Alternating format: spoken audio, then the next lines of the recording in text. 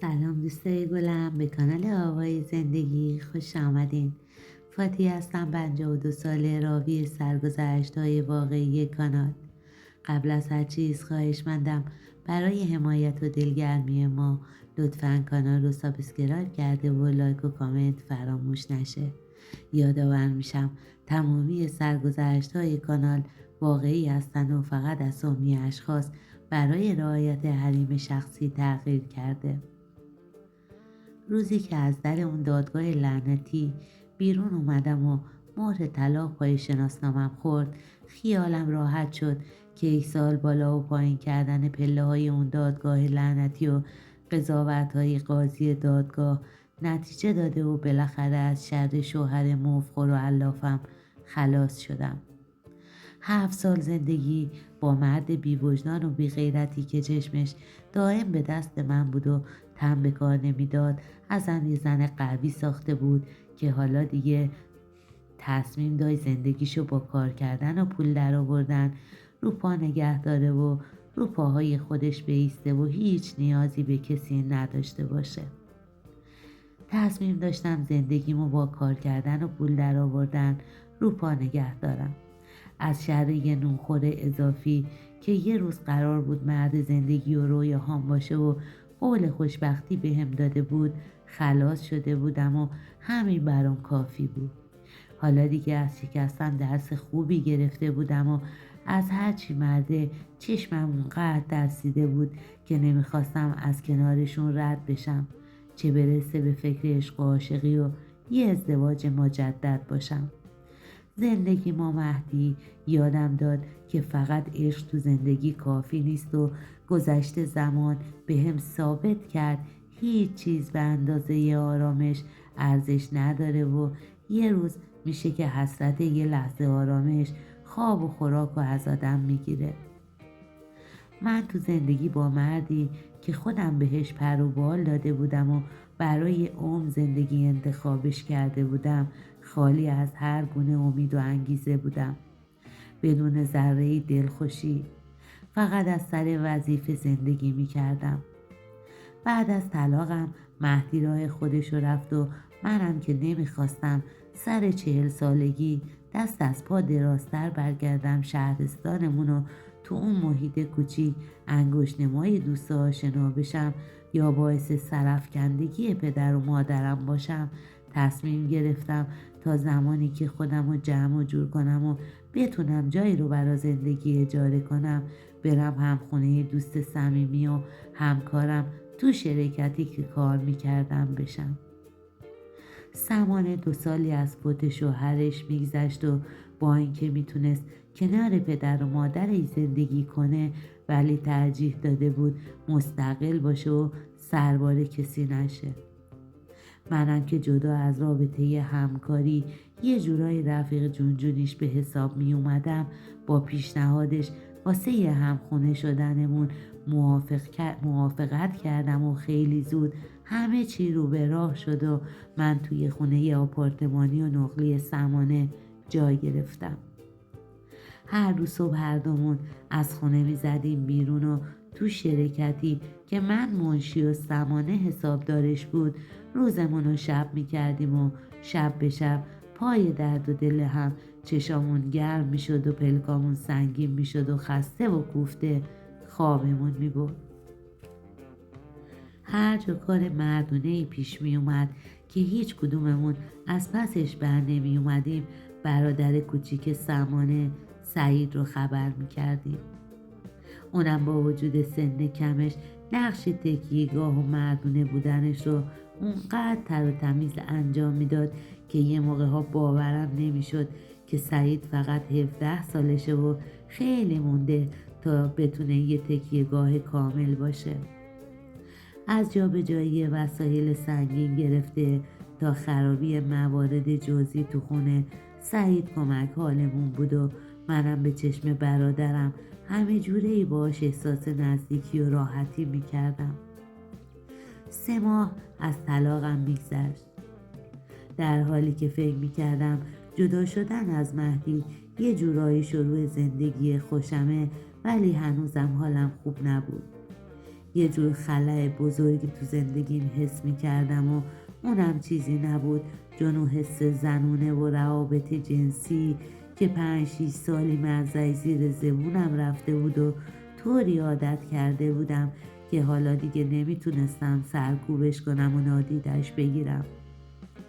در این مورد حتی با سمانم که دوست صمیمیم بود روی حرف زدن نداشتم و تمام تلاشم رو میکردم که خیلی بی اهمیت جلوش بدم، ولی در واقع هیچ مدل نمیتونستم خودم رو کنترل کنم و این تنها چیزی بود که قبل از طلاق ذره‌ای بهش وی نکرده بودم.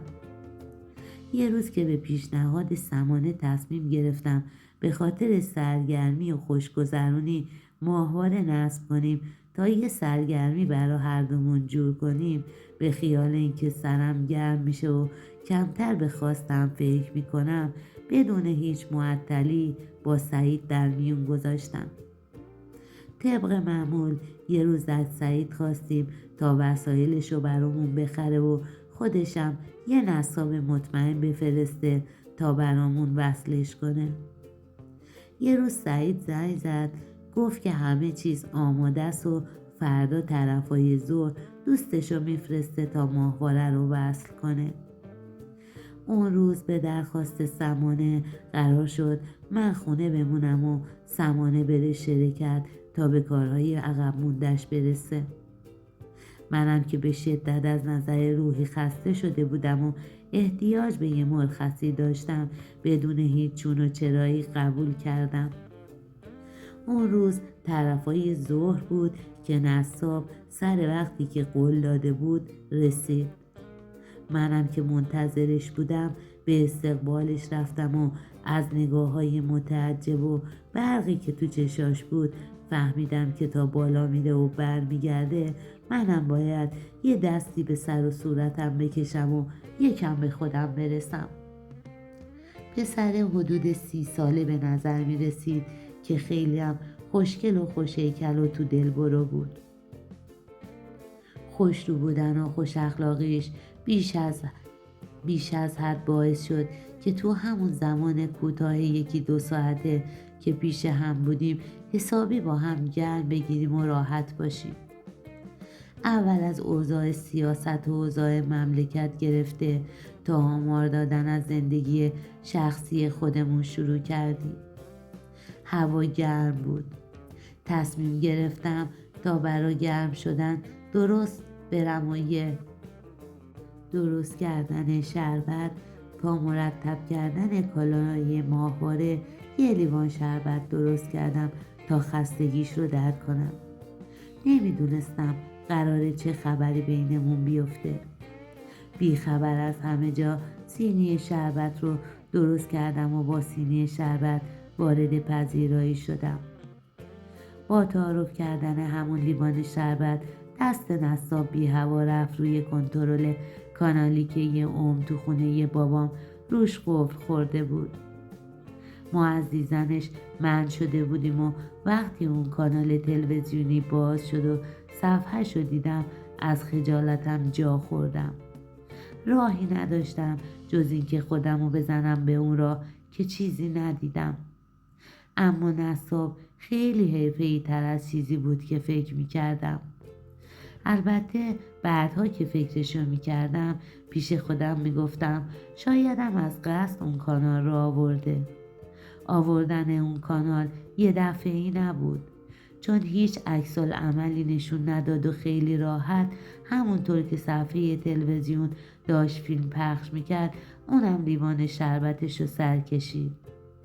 بعد یه نگاه به صفحه تلویزیون انداخت و بعدشم یه نگاه مرموزی به منم که خودم مدت‌ها بود تو رگ و ریشه مغزم هوایی جز همین چیزا نبود بهش یه لبخند زدم که همون لبخند برا هر دومون 1000 برابر اون لیوان شربت شیرینی داشت و خستگیمونو در کرد.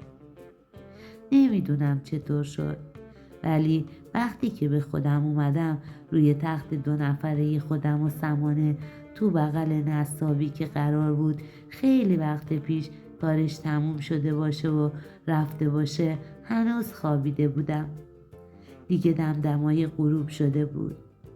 اون شب با یه لبخند رضایت و بدون دستمزد خونه رو ترک کرد. من تازه به خودم اومدم و فهمیدم چه دست گلی به آب دادم.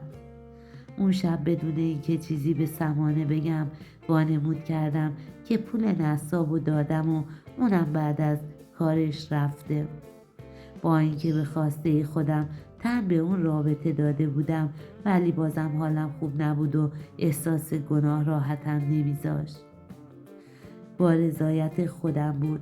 خودم رو در اختیار کسی گذاشته بودم که دوست صمیمی برادر سمانه بود. یه جورایی احساس گناه میکردم.